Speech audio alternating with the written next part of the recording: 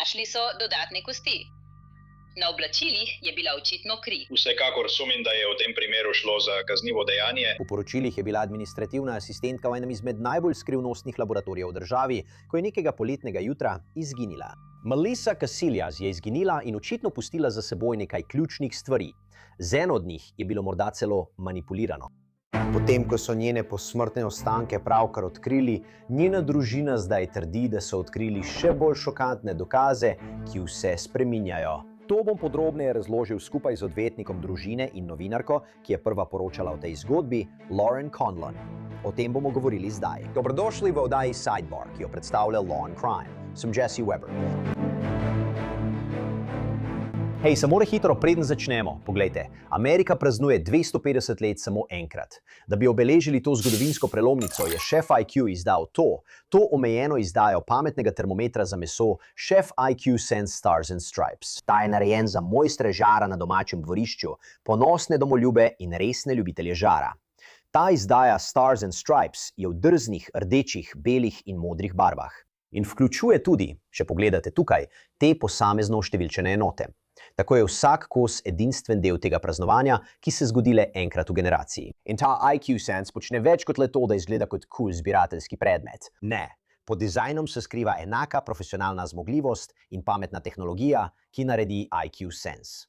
Z bržično sondo, ki deluje prek Wi-Fi povezave za nadzor od kjerkoli, boste lahko gledali ognjemet, namesto da bi pazili na žar. Deluje za vse vrste mesa in rib. Roast beef, perutničke, piščanca, ribe. Uporabite mojo kodo Sidebar za 40% popusta na celotno ponudbo na chefig.com.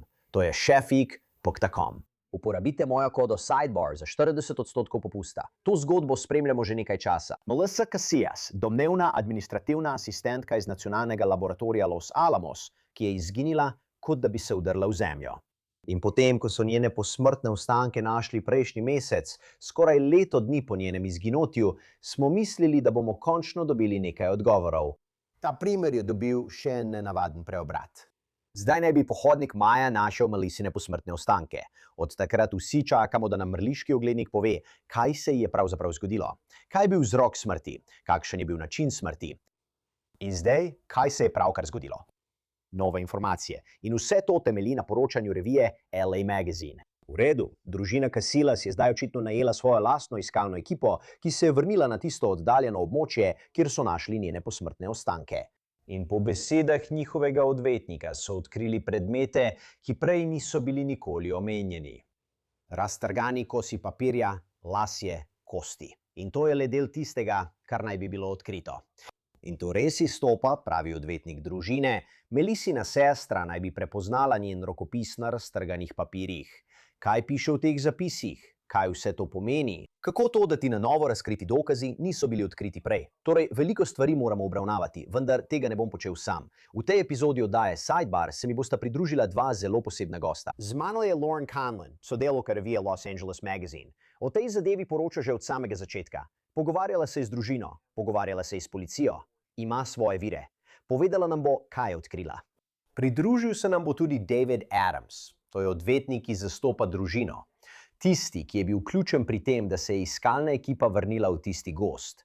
Zdaj se boste spomnili, da je bila Melissa Casillas, 53-letna žena mati, zaposlena kot administrativna asistentka v nacionalnem laboratoriju Los Alamos, ki je izginila junija 2025. In okoliščine njenega izginotja so bile nenavadne že od samega začetka. Ker je po poročanju NBC News njen mož Mark, ki je prav tako delal v laboratoriju, preiskovalcem povedal, da ga je tistega dne odpeljala v službo, nato pa rekla, da gre na drugo lokacijo znotraj laboratorija opraviti neko nalogo. Domnevno se nikoli ni vrnila. Namesto tega se je domnevno vrnila domov, ker je pozabila svojo značko. Njena hči naj bi jo tistega jutra videla okoli 7:45. Njena družina gre v hišo. Na koncu najdejo njene stvari še vedno tam. Torej njena torbica, ključi, osebna izkaznica, njen mobilni telefon naj bi bili prav tako puščeni za seboj. In eden od teh telefonov je bil celo ponastavljen na tovarniške nastavitve, popolnoma izbrisan. Torej se pojavi vprašanje, kdo je ponastavil telefon in zakaj? Istega popoldneva. Torej, to je 26. junij 2025. Družinski znanec je opazil Melisso, ko je hodila proti vzhodu po državni cesti 518. To je očitno avtocesta, ki poteka skozi gore severovzhodno od Taosa. In to je bilo, kolikor vemo, njeno zadnje potrjeno opažanje. Očitno je bil ta dogodek tudi ujet na varnostni kameri iz lokalnega podjetja.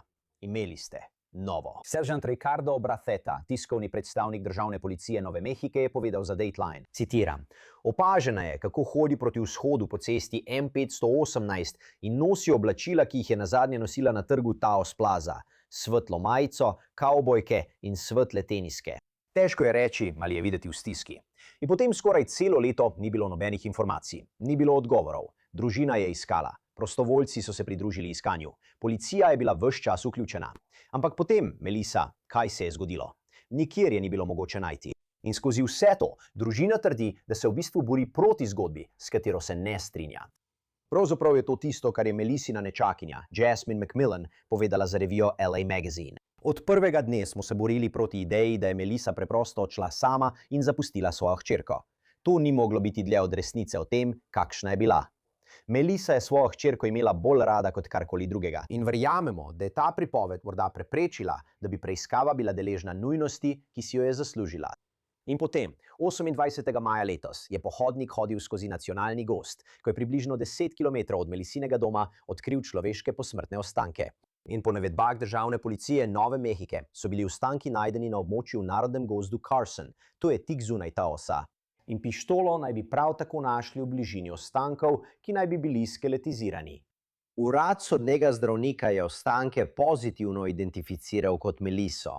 Žena družina je to potrdila v pretresljivi objavi na spletu, kjer so zapisali: v soboto, 30. maja, smo prejeli najhujšo novico, kar jih lahko sliši katerikoli starš. Po 11 mesecih iskanja in upanja so našli našo ljubljeno Melisso. Žal se je naša najhujša nočna mora uresničila. Dodali pa so tudi podrobnost, ki je bila res zanimiva. To je bilo iz objave 30. maja. Citiram: več informacij bo še sledilo, a kar vam lahko zdaj povemo je, da so jo našli na območju, ki je bilo že prej preiskano. To je veliko za predelati. Naša srca so težka in popolnoma nameravamo še naprej iskati odgovore in doseči pravico. Pomislite, kaj bi to lahko pomenilo, kaj ne? Ali so jo prve iskalne ekipe spregledale, niso videli, niso opazili, kaj se dogaja ali kaj je tam? Ali pa morda takrat, ko so jo iskali, sploh ni bila tam? Ampak kaj policija tukaj pravi? Težko reči, ne povedo veliko. Zdaj, preden se lotam, kako smo prišli do teh domnevno odkritih dokazov, se spomnite pištole, ki sem jo omenil, najdene blizu njenih posmrtnih ostankov? No, po poročanju revije LA Magazine, forenzični CT posnetek Melissine lobanje ni pokazal nobenih izstrelkov, kar pomeni, da v njeni glavi niso našli krogle, vsaj v tej začetni fazi. Lauren Conlin iz revije LA Magazine, ki je na tem primeru od začetka, je na omrežju X delila dopisovanje, za katerega pravi, da ga je imela z državno policijo Nove Mehike, v katerem naj bi to potrdili. Torej bi morda prizorišče lahko kazalo na kaj drugega, vendar brez krogle v lobanji se zdi, da je treba teorijo, da si je Melissa vzela življenje, natančno preučiti, kaj ne? In zdaj obstajajo novi dokazi, ki jih je družina očitno odkrila sama. To so dokazi, ki po besedah njihovega odvetnika še niso bili vključeni v preiskavo. Kako bi to lahko dodatno zapletlo dogajanje, zapletlo dolgo pričakovane rezultate obdukcije? Zdaj se želim poglobiti v to in povabiti nekoga, za katerega ne morem verjeti, da je prvič v oddaji Sidebar. Prevzemam vso krivdo za to, ampak moja prijateljica Lauren Conlin, podcasterka, novinarka, voditeljica oddaje Popkultura in pravi zločin. Prav tako sodelavka revije LA Magazine. Lauren, najlepša hvala, da si prišla. Lepo te je videti. Tudi tebe. Ne morem verjeti, da sem prvič tukaj, ampak sem zelo navdušena. Vem, in ti si spremljala to zgodbo od samega začetka. In rad bom šel v ozadje zgodbe. In kaj vemo? Ampak poglej, vsi čakajo, da izvejo te informacije. Rad bi se začel s tem, na kar so vsi čakali, da slišijo. Ta morebitni novi dokaz. Torej, vaše poročanje v reviji LA Magazine je razkrilo, da je ta družina najela v bistvu svojo lastno iskalno ekipo, da se vrne na območje, kjer so našli ostanke Melisse. Kaj točno so našli? No, precej zaskrbljujoče je, da teh dokazov ni zavarovala državna policija Nove Mehike. Še posebej zato, ker so našli dodatne kosti Jessie. Mislim, tudi pse so imeli tam. Družinski član mi je povedal, da so vohali kosti, kot da bi šlo za človeške ostanke. Torej, to je ena stvar. Bilo je tudi nekaj oblačil.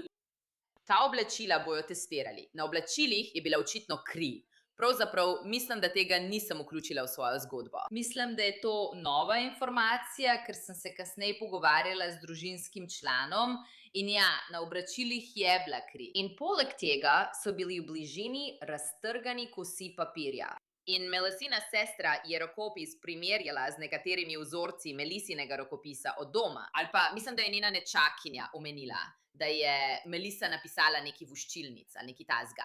In so rekle, to zgleda kot Melisin rokopis. Tako je iskalna ekipa očitno zelo profesionalna. Dokaze so zapakirali, kot so morali, in jih predali odvetniku, ki jih je nato izročil državni policiji Nove Mehike. Torej, naj bi policija zdaj vključila te dokaze v svojo preiskavo skupaj z OMI pri določanju vzroka in načina smrti. Ker, mislim, obe veva, da bi morali biti vključeni. V redu, tukaj sem postavil vprašanje. Rad bi naredil korak nazaj. Tisti kosi papirja, vemo, kaj so bili. Kaj je bilo napisano na njih? So bili poročilo ali so bile to opombe? Vemo kaj več o teh kosih papirja? Ne, bili so razrezani in strgani. In Jessie, tukaj sem postavila veliko vprašanj. Kontaktirala sem odvetniško pisarno družine Casillas ali odvetniško pisarno, ki jo uporabljajo. Mislim, da je to Purnell and Adams. In čakam na odgovor, ker želim vedeti, kako blizu je bilo to drevesu in koordinatam. Torej, kje so jo našli? Govorimo o jardih, stopalih? O čem govorimo? Mislim, veš, rada bi vedela, ali so bila oblačila raztresena naokoli. Samo imam veliko vprašanj o tem, kako je bilo vse to, kako je bilo vse to najdeno. Seveda želim videti kri na oblačilih. Rada bi to dala našemu prijatelju Joeju Scottu Morganu, ki lahko, ugotovi možen vzorec. Ampak samo še nisem dobila odgovora. Imaš kakšno idejo, kako organi pregona tega niso našli? Mislim, lahko si predstavljam nekaj scenarijev. Prva možnost, da tega niso videli. Druga, da niso mislili, da je pomembno. Tretja, ali je bilo to tam potem, ko so, našli Meliso. Mislim, imaš kakšno idejo, zakaj je bilo to odkrito šele zdaj? Ali zakaj se to morda odkriva šele zdaj? Ja, Jessie, imamo ista vprašanja tukaj. Zato sem v ponedeljek stopila v stik z državno policijo Nove Mehike. In predtem sem bila zelo navdušena nad njihovim odzivnim časom. Bili so hitri, sodelovali so z mano. Rekli so, govorila sem s predstavnico za odnose z javnostmi in rekla je, dobivam vse te odgovore zate. In to je bilo približno pred enim tednom, ko sem prvič poročala o tem, da v njeni lobanji ni bilo izstrelkov. Ampak videla sem vse te informacije in sem si rekla, ne, moram zvedeti, zakaj so to spregledali. Tako sem zmeden. Ker kako lahko samodejno določijo, da je šlo za samomor, če v njeni glavi domnevno niso našli izstrelka? Razen če so izstrelek našli na tleh. Ali pa, ne vem, spet, res sem zmeden. Ker mi sploh ne vemo pravega vzroka smrti, kaj ne? Ne vemo, popolnoma imaš prav. In ne pozabi, ostanke Melise so našli 28. dne. Potrdili so, da je bila to ona, 30. preko zobozdravstvenih zapisov in šele prvi so naredili prvi pregled njene lobanje in ugotovili, da ni bilo izstrelkov. Nekaj se je dogajalo. Govorila sem tudi z zaposlenim v Los Alamosu. Vsa ta zgodba, da je Melisa pozabila svojo značko, zato se je obrnila in šla domov. Ta zaposleni je rekel, da je že večkrat pozabil svojo značko. Samo greš do varnostne službe in dobiš začasno značko. Torej se je dogajalo nekaj, česar mi ne vemo, in kar je res grozno, Jessie, je to, da ne moremo vprašati Melise. Ne moremo. Torej, dokazi, ki so jih zbrali, mimogrede, tudi olupk pomaranče, je bil to kot kos pomaranče ali nekaj takega. Ali to testirajo, je bilo potrjeno. Pošiljamo to v laboratorij.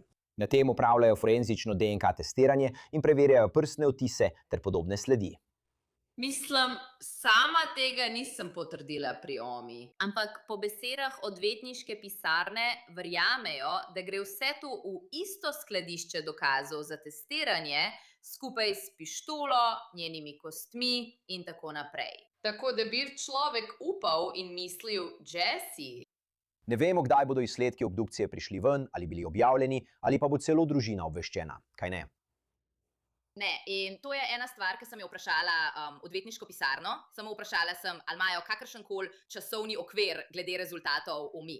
In rekel je, da nič, ampak ni tega povedal neposredno, ampak je nekako namignil, da bi lahko trajali dlje, ker so policiji dali nove dokaze, da jih upoštevajo pri tem postopku. Zdaj, še nekaj, kar si je treba zapomniti. Območje, kjer so jo našli, kaj ne? Ta gozd, to območje. Ali je tam veliko ljudi? Se pravi, ali lahko ljudje tam odvržejo smeti? Če ljudje pravijo, no veste, lahko potegnete povezavo. Morda so bile vse te stvari, ki so jih našli, odvržene kasneje. Mislim, je tam veliko ljudi? Ali ljudje tam odmetavajo smeti? Ali tja mečejo stvari? Kaj naj vemo o tem kraju? Zato si tako dobra, Jessie. Postavljaš vsa prava vprašanja, ker sem si tudi sama rekla. To sem tudi sama vprašala. Ne, to sem vprašala, ker sem tega pohodnika, ki jo je našel, vprašala, ali je točno to območje na teh koordinatah gosto poseljeno. Ne. Je zelo, zelo odročno. Celo kurjo polt sem dobila, ko sem to rekla. Zelo samotno, ker narodni gozd Carson obsega milijone akrov. Mislim, da sem videla, ali pa med raziskovanjem, da je ta narodni gozd 2- ali 3-krat večji od zvezne države Rhode Island. In točno to območje, kjer so jo našli, je odročno. Naj tako povem. Veš, kako priti tja? Moraš kaj preskočiti, moraš iti za ATV-jem. Spet, o tem ne vem ničesar. Mislim, teren je zahteven, ampak po mojih informacijah ti ni treba ničesar od tega početi. Lahko do tega območja dostopaš po cesti 518, kjer so Meliso nazadnje videli hoditi. Torej, do tega območja lahko prideš tako. Ampak spet, moraš iti kar daleč. Ni tik ob cesti, nikakor, res nikakor. Tako da je res zmedeno. Pojdimo še korak nazaj. To spremljate od začetka. Kaj nasplošno veste o Melisi? Kaj veste o njenem življenju, njenih dejavnostih, hobijih? Kaj sploh veste o delu, ki ga je opravljala? Ja, pravzaprav moram priznati, da sem si glede tega primera večkrat premislila. Ko sem prvič videla naslov, sem pogledala malo globje, Jessie, ampak sem zelo hitro to zavrnila kot nekaj, kar ni povezano z primerom pogrešane znanstvenice, recimo temu tako. Njen mož je na Facebooku objavil izjavo, da verjame, da je odšla po lastni volji. In za trenutek sem temu sledila. Sem si mislila, v redu, spoštovala bom moža, spoštovala bom družino, ampak medtem pa Melisina mama, njen oče, njena sestra, njena nečakinja, oni ne verjamejo, da je odšla po lastni volji. Ne mislijo, da bi obstajal kakršenkoli razlog na svetu, da bi zapustila svojo hčerko, ki je bila njena najboljša prijateljica. Melisa je oboževala biti mama. Bila je čudovita mama. Bila je administrativna asistentka v Los Alamosu in po poročanju naj bi imela nekaj težav v službi. Ne vem, kakšne so bile te težave, vendar je nekaj povzročilo, da je na neki točki izgubila varnostno dovoljenje. Tako da ne vem, če njena družina, veste, njena družina ničesar ne izključuje, ampak ne mislim nujno, da menijo, da je to povezano z tajnimi podatki, ker je izgubila varnostno dovoljenje. In ali vemo, kakšna je bila narava tega dela? Kaj je počela kot administrativna asistentka? Mislim, da bi lahko bilo, veste, marsikaj, predvidevam. Bila je odgovorna za organizacijo sestankov, za dokumentacijo, da je prišla v prave roke. Ampak njena družina, vsaj tista, s katero sem govorila, ni vedela veliko o njenem vsakdanu. Kaj pa njen mož? Kaj je tam delal? Kaj dela? Ali še vedno dela tam? Še vedno dela tam. Ne vem, kakšna je njegova natančna vloga. Kolikor vem, je laboratorij Los Alamos kraj, kjer opravljajo eno najbolj občutljivih nalog za nacionalno varnost, morda celo na svetu, saj tam načrtujejo orožje, ki se uporablja v ameriškem jedrskem arzenalu. Mislim, da je bilo to tudi mesto, kjer so razvili prve atomske bombe. Imam prav? Prav imate. Mislim, celo ko sem pregledovala datoteke o NLP-jih, vidite. Los Alamos je pogosto omenjen, ker bi rekla, da je v 40. in 50. letih prejšnjega stoletja veliko opažanj prihajalo iz območja okoli Los Alamosa, Albuquerqueja in Nove Mehike. In niso jih opažali samo civilisti. Opažali so jih tudi ljudje, ki so delali v Los Alamosu in so imeli, veste, izjemno izobrazbo in izkušnje na tem področju. Delali so v letalskih silah, Delali so na ministrstvu za obrambo. Tako da bi rekla, ja, to je zelo znano in spoštovano mesto, ki skriva veliko državnih skrivnosti. Se lahko za trenutek vrneš k Marku, prav? Pred nekaj tedni se je zgodila zanimiva stvar, ko je domnevno vložil začasno prepoved približevanja proti zasebnemu preiskovalcu po imenu Thomas McNally, ki je očitno sodeloval z družino. Kaj se tam dogaja? Da, torej, Mark Cassius je dobil začasno prepoved približevanja, ki mu jo je odobril sodnik iz Nove Mehike proti Thomasu McNallyju, mislim, da je šlo predvsem za spletno nadlegovanje, saj potem, kar sem videla. To zasebno preiskovalko je najela Melissina družina, njena mama, njena sestra in njena nečakinja. Mimogrede, oni zdaj ne sodelujejo več skupaj. Dejansko se je zasebni preiskovalec odločil, da preprosto ne more nadaljevati preiskave v takšni obliki, kot je bila takrat. Ampak ja, obtoževal je Marka Cassiusa za veliko stvari. Na svoji Facebook strani je objavljal veliko informacij. Markus rekel je, da mu je grozil in tudi njegovim hčeram iz prejšnjega zakona, grozil jim je s smrtjo. Ko mu je Mark poslal opozorilo pred tožbo, je očitno šel na splet in vse skupaj še mal zaostril. In ko je prišel čas za to virtualno obravnavo glede morebitnega začasnega prepovednega naloga, se McNally ni pojavil. Zdaj pravi, da zato, ker mu ni bilo pravilno vročeno ali pa tega sploh ni prejel. Ampak mislim, da je sodnik to videl in si rekel, veste kaj, to bom odobril vsaj do septembra. Ampak veste, McNallyju ni bilo nujno prepovedano govoriti o primeru. Prepovedano mu je bilo le, kazati s prstom na Marka. Ampak ni treba posebej poudarjati, da mislim, da ne bo več delal na tem. In samo da bo jasno, kolikor veste glede družine, ali imajo kakšno teorijo o tem, kaj se je zgodilo z Melisso? Mislim, da samo poskušajo biti zelo previdni glede vsega. Mislim, da so zmedeni. In kot sem omenila, so bili zelo frustrirani in žalostni, ker so morali braniti Melisso pred temi stvarmi. Obtožbe, da je odšla po lastni volji, so zanje boleče, ker poznajo njen značaj in vedo, da tega ne bi naredila. Tako da mislim, da sploh niso imeli časa žalovati. To bom rekla.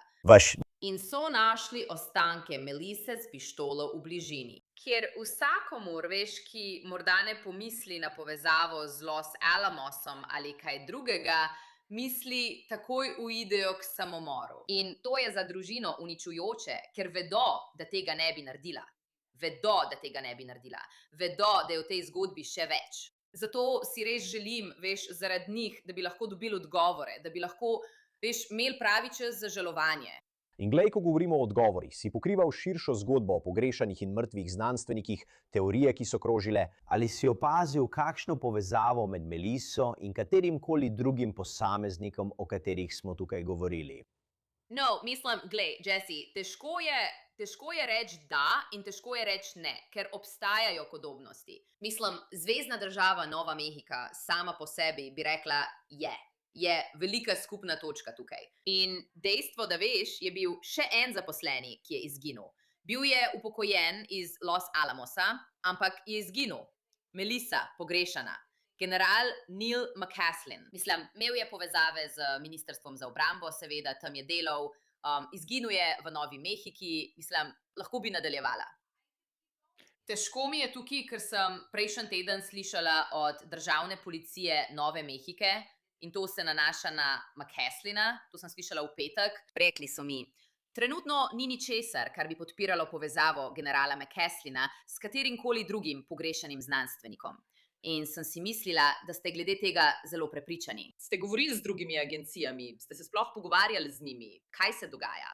In vprašala sem posebej, ali ste govorili z agencijami v Los Angelesu, Los Alamosu. Veste, vse, kar so odgovorili, je bilo, da, govorili smo z drugimi agencijami. In trenutno ne vidimo nobenih povezav. Trenutno ne vem, ampak preprosto nočejo govoriti o tem. Bila je ta izjava, citiram. Državna policija Nove Mehike čaka na uradno odločitev urada medicinskih preiskovalcev glede vzroka in načina smrti, preden sprejme kakršnekoli zaključke. To se nanaša na Melisso. Preiskava je še vedno aktivna in poteka. Državna policija Nove Mehike še naprej sledi ustreznim preiskovanjem namigom in hkrati sledi dejstvom ter dokazom v primeru. Mimogrede, obrnili smo se na policijo za dodatne komentarje. Ob času snemanja še čakamo na odgovor. Lauren, te tak odgovor kaj preseneča? Mislim, da ne. Ta odgovor je zelo previden, zelo diplomatski je. To je odgovor, ki bi ga morali dati, se mi zdi, kadar nimamo odgovorov. Ampak jaz res verjamem, ko začnem pregledovati to policijsko poročilo, res verjamem, da bi lahko bilo na začetku malo več nujnosti. Če bi družinski člani, ožji družinski člani, kot je Melisin mož, morda malo bolj poudarili, poiščite mojo ženo. Pogrešana je, ne pa da mislite, da je šla sama od sebe nekam. Mislim, da je to, veste, in tudi če tako mislite, je to v redu. Imate svoje razloge, to je v redu. Ampak jaz, če sem v organih pregona, bi želela raziskati še global. Želim vedeti, zakaj. Veste, kaj mislim? Želim poznati prav vsako možnost v tem primeru. Želim raziskati vse. Tako da tudi jaz sem zaradi tega malo zmedena. Ti boš vse to budno spremljala. Želim, da vsi spremljate Lauren glede tega. Njeno poročanje je odlično pri vsaki zgodbi, ki jo pokriva. Mimogrede, David, mislim, da te sploh še nismo imeli v oddaji, da bi govorili o Davidu. Kar bomo zagotovo tudi naredili, ker bomo, Ampak, Lauren, ti si najboljša. Najlepša hvala, da si vzela čas. Res cenim to. Najlepša hvala in hvala, da ste osvetlili to zgodbo. Zato želim povabiti Davida Adamsa. David je odvetnik, ki zastopa družino v tej zadevi in je bil ključen, ko govorimo o teh morebitnih novih dokazih, ki so bili najdeni na kraju dogodka. Najlepša hvala, da ste si vzeli čas. Moje prvo vprašanje je, da bo jasno. Kdo natančno vas je najel in za kakšen namen ste bili najeti? Hvala, Jesse, in hvala, da ste me povabili v oddajo ter mi dali priložnost govoriti o tem pomembnem primeru. Najela me je materina stran družine, veste, starši Melise in njena sestra.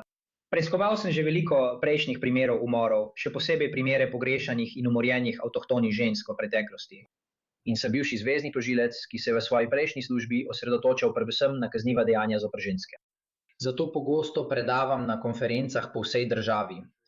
In v enem primeru je bil na konferenci preiskovalec, ki me je povezal z družino. In hitro sem ugotovil, da lahko, glede na stvari, ki sem jih videl v preiskavi, pomagam pri nadzoru nad njo in upam, da spodbudim, da se naredijo prave stvari, saj je bila preiskava še vedno aktivna. Da zagotovo, glede na moje izkušnje in vse, kar sem videl, vsekakor sumim, da je v tem primeru šlo za kaznivo dejanje. Katere so tiste dokaze ali okoliščine, ki vam najbolj izstopajo in bi to nakazovale? Mislim, da glede na to, kakšna je bila Melisa, predvsem zato, ker je bil dan pred njenim izginotjem njuna 20. obletnica, 3 dni prej, pa je bila maturantska slovesnost njene hčerke. In glede na to, kako so jo poznali njena družina in skupnost, je bilo jasno, da to nikoli ne bi bilo del njenega življenja, da bi izginila ali razmišljala o samomoru. Tako so bili te začetni opozorili znaki seveda zelo očitni. To, da je pustila telefon za sabo in da so bili iz obeh telefonov izbrisani vsi podatki, je bilo prav tako sumljivo. Ni vzela nobenih zdravil s seboj ali česarkoli podobnega, kamorkoli že takrat šla. Vsi ti opozorilni znaki so bili prisotni že na začetku. To se je nekako združilo z začetnimi opozorilnimi znaki, potem pa so našli njeno telo in ugotovili, kako odmaknjeno je bilo to območje in kako bi tisti, ki so šli tja gor, verjetno rekli. Bilo bi skoraj nemogoče priti tja gor brez pomoči ali brez vode ali hrane, ki bi ti pomagala priti tja, ker je teren tako zahteven in tako odmaknjen. In potem, da je ta teren na koncu bilo zvezno zemljišče, veste, je tudi samo po sebi nekaj posebnega. Ali obstajajo kakršnikoli dokazi, ki nakazujejo, da je bilo njeno telo tja prenešeno? Po mojem mnenju, ja, obstajajo. In vam bom to pojasnil. Zagotovo sem zelo radoveden, kako bodo forenzični antropologi in njihove ugotovitve iz OMI pripomogle k temu. Ampak že sam dejstvo, da je bilo v njeni bližini je bil najden papir, ki je bil ali strgan, razrezan ali raztrgan, kakorkoli že, in da je bilo tako jasno, kot je bilo, 11 mesecev po njenem izginotju, glede na to, da je na tem območju toliko dežja in snega, se zdi zelo malo verjetno, da bi bila ta pisava na papirju tako jasno vidna, po tako dolgem času. In poleg tega, da so našli, veste, vse dodatne dokaze, ki so jih našli teden dni po tem, ko je bilo prizorišče zločina zaprto in po tem, ko je bilo to območje temeljito preiskano. In vse to, veste, vsaka najmanjša sled, ki jo lahko najdete na prizorišču zločina, je zelo koristna in je lahko ključni dokaz, ki kasneje identificira nekoga, ki je bil tam. Zato je izjemno pomembno, da je to forenzično analizirano. In da bo jasno, ker sem se o tem pogovarjal tudi z Lauren Conlon, je bilo to gradivo zbrano, in popravite me, če se motim, s strani ekipe, ki ste jo najeli, zunanje preiskovalne ekipe. Bilo je zbrano in poslano vam, vi pa ste ga predali organom pregona v testiranje? Ja, torej, kar se je zgodilo, je bilo, da so organi pregona stopili v stik z družino, potem ko so našli Meliso, in posredovali koordinate, ki je bila, ter povedali, da je kraj zločina dostopen in ni bil več zavarovan, ter da ni več ničesar za narediti. Tako je družina skupaj z ekipo za iskanje in reševanje iz regije Four Corners odšla na območje, da bi si ogledali, kje je bila Melisa nazadnje, ne da bi zares pričakovali, da bodo kaj našli. In mislim, da so bili vsi precej presenečeni, ko so začeli najdevati to, kar so našli. Vključno, veste, z kostmi. Seveda, da je pes vsaj nakazal, da bi lahko šlo za človeške kosti. Veste, glede na usposobljenost psa, vendar bo to določil antropolog. In sam papir, nekatere stvari, ki smo jih prepoznali kot možno biološko snov, kri v zemlji. Njena oblačila, veste, očitno so bila tudi raztrgana. Nekateri deli oblačil so prav tako kazali znake možne krvi. Vezalka tam zgoraj. Tudi ovoje tam zgoraj. In zato mislim, da je vsaka stvar, ki bi lahko omogočila DNK analizo in jo povezala z nekom ali nečim, izjemno pomembna v takšnih primerih, ko sicer ni nobenih drugih dokazov. Ali je bila tam pomarančna lupina ali pomaranča ali kaj takega? Ja, bila je pomarančna lupina, kar je bilo očitno tudi začetno opozorilo. In kasneje smo zvedeli, da je organ pregona navedel, da je to prišlo od nekoga iz njihove ekipe organov pregona. Ker sem bil prej tožilec in sem pregledal veliko različnih prizorišč zločinov, vsekakor nočem, da bi prišlo do kakršnekoli kontaminacije na prizorišču zločina, kjer bi bilo karkoli puščeno v bližini. Moje upanje in pričakovanje, tako kot bi moralo biti tudi pričakovanje splošne javnosti, je, da je prizorišče očiščeno vseh ostankov, ki bi jih pustili organi pregona, tako ne pride do nobenih težav. Tako lahko vsaj z gotovostjo rečemo, da bi organi pregona rekli, da je ta olup pomaranče njihov. Torej se ti dokazi zberejo. Predate jih organom pregona. Kaj pravijo? Kaj bodo naredili z njimi glede testiranja? In kot drugo, ali so dali kakšno pojasnilo, zakaj tega prej niso našli? Ja, dobro vprašanje. Sprva je bil odziv organov pregona, da jih je to presenetilo, ker so mislili, da imajo 95% vseh posmrtnih ostankov gospe Melise pri sebi. Zato je bilo presenetljivo, da so tam našli karkoli. Saj vem, da je bilo na kraju zločina vsaj 7 ljudi iz ekipe organov pregona, ki so preiskovali ta primer. Mislim, da bi si to potrdili. Bili so izjemno utrujeni in izčrpani, ko so prispeli tja, predvsem zaradi samega terena, po katerem so morali priti. Zagotovo je zaskrbljujoče, da so bili nekoliko brezbrižni glede vseh predmetov, ki so jih našli tam zgoraj, kot da to ni bilo tako pomembno. Torej, po mojih informacijah bi morala analiza potekati tako, da bodo nekateri od teh najdb predali uradu medicinskega preiskovalca in nekatere od teh najdb bodo ostale pri organih pregona, da bodo lahko opravili še eno analizo. Večina pa jih je šla na OMI. Pravzaprav sem stopil v stik z odvetnikom OMI, da bi se prepričal, da je jasno razumljeno, da je bilo to najdeno in da bo to vzeli kot dokaz. In to se je tudi zgodilo. Prišli so in zbrali vse dokaze ter v pisarni posneli slike teh dokazov. Ali so vam povedali, kdaj bi lahko dobili odgovore? Kdaj bi družina lahko dobila odgovore? Bodisi glede teh testiranj ali celo obdukcije? Ne, žal nimamo pojma, kdaj bo to. Glede na prejšnje izkušnje bi morali v naslednjih 30 dneh dobiti nekaj začetnih poročil in ugotovitev strani OMI in organov pregona, upajmo. Povej mi kaj o poročilu. Naredijo ta predhodni CT in v Melisini lobani ne najdejo izstrelka. Zmeden sem, kako bi bilo to sploh mogoče? In drugič, kako so to storili?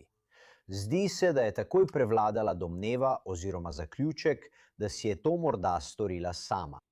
Ampak mislim, da sem zmeden, kako sta lahko dve stvari hkrati resnični. Kako lahko oblasti ugotovijo, da si je to morda naredila sama, če prav razumem? In drugič, kako je mogoče, da po predhodnem pregledu v tej fazi v njeni lobanji niso našli izstrelka ali krogle?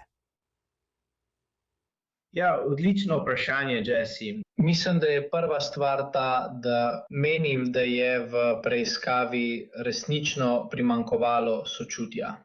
In mislim, da se to odraža skozi celotno preiskavo. Tudi ti si omenil pištolo. Veš, mislil bi, da bo forenzična analiza tega strelnega orožja prav tako pokazala, ali je bilo dolgo časa zunaj. Ker bi bilo na orožju nekaj obrabe, morda je, če bi tako dolgo ležalo zunaj v takšnih razmerah. Gibanja, da bi lahko šlo za samomor, so po mojem mnenju nekaj, kar večina ljudi počne v okoliščinah, ko ni bilo veliko narejenega za ugotovitev, ali je šlo za kaznivo dejanje. Zato vsekakor nikoli ne bi priporočal, da je pri najdbi trupla brez prič samomor prva ugotovitev. Ni me preveč presenetilo, da CT slikanje, v katerem lahko v tem trenutku le ugibam, ker tega poročila nisem videl. Tako da ne morem z gotovostjo trditi, če je temu tako, vendar so bili očitno objavljeni nekateri izsledki, ki kažejo, da ni nobenih znakov strelne rane v glavo. In vse to zame pomeni le to, da bi morali v izsledkih OMI pričakovati drugačen vzrok smrti. Ali imate vi ali družina kakšno teorijo o tem, kdo bi lahko bil odgovoren? Ni vam treba navajati imen, ampak ali imate kakšno teorijo, kdo bi moral biti preiskan, kdo bi to lahko storil, ali je imela kakšne sovražnike? Mislim, če ponovno vzamemo predpostavko, da je šlo za umor.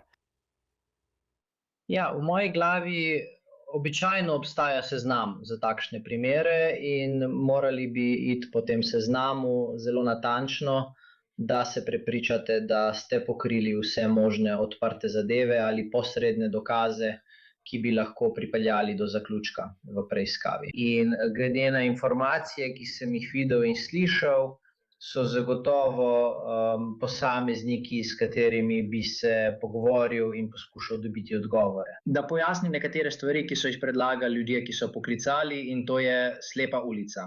Naše upanje je seveda, da organi pregona govorijo s temi posamezniki, da bomo imeli jasno razumevanje, ali so informacije, ki jih lahko zagotovijo, točne ali ne.